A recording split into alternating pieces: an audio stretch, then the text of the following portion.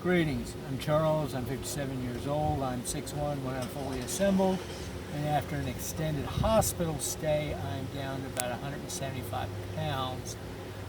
One of the things that happened, I was in the hospital, like I said, for an extended period of time. When I came out, I was very weak. So one of the things I had a problem with was getting in and out of a car.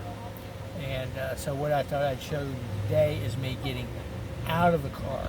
Now, typically what I would do, I'd have my prosthetic legs on, and I would just turn around, stand up, rotate around, and then sit down in my wheelchair. But I was so weak, I could really only stand up about twice a day. And then I was pretty much tapped out. I was done. So I'm going to show you what I did in interim period. I could do this, even though I couldn't stand up, I could do this. Now, I am a double amputee. I'm a below the knee amputee. On this side, you see I have a knee and a stump here. I'm above the knee amputee on the left side, which means I have no knee. This is my short leg. So what I've done is, as I'm getting out of the car, I've of course had some help because somebody's brought me my wheelchair and moved it within reach. This is about what works for me in this situation. I've taken my prosthesis off, set it off to the side here somewhere where I can reach it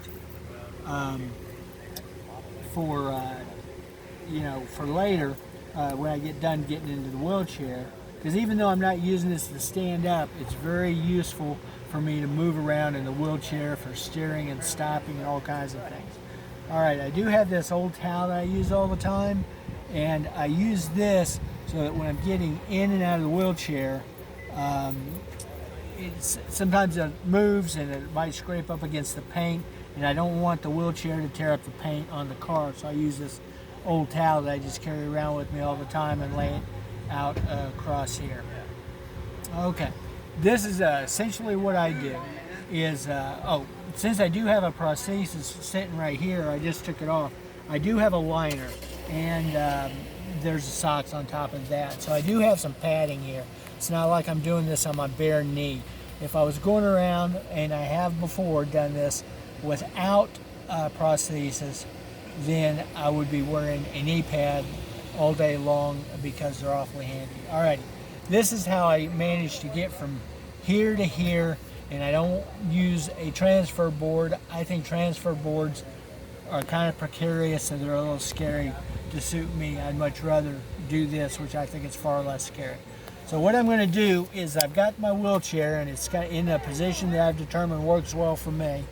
I am going to shift my weight to the edge of this seat, and I'm going to put my hand on the wheelchair, and the wheels are locked, of course, and my other hand is supporting me up in this seat, and I'm going to lower myself down so that my knee is on the asphalt here of the parking lot. So we got a little moving there, but didn't move very far. It was pretty safe. So what I've done is I'm on my knee. I've got my short leg is hanging up here. I'm going to put that on the wheelchair. I just rotated around on my knee, and now I'm going to just scoot my body, scoot my butt up in this seat. And I don't want to hold too high on these canes because I could bend them, but I do use these canes. Now, one of the tricky things I have to do in the wheelchair is turn around in this little space. One of the things that helps me if I'm feeling stiff or whatever, I just couldn't make it, is I could drop this armrest down and move my leg over here. I'm going to put my seatbelt on because seatbelts are always a good idea when it comes to not hitting the ground. All right, and that's what I do to get out of the car when I was really, really weak. I didn't have to stand, and I was able to get in my wheelchair from the car with very little difficulty.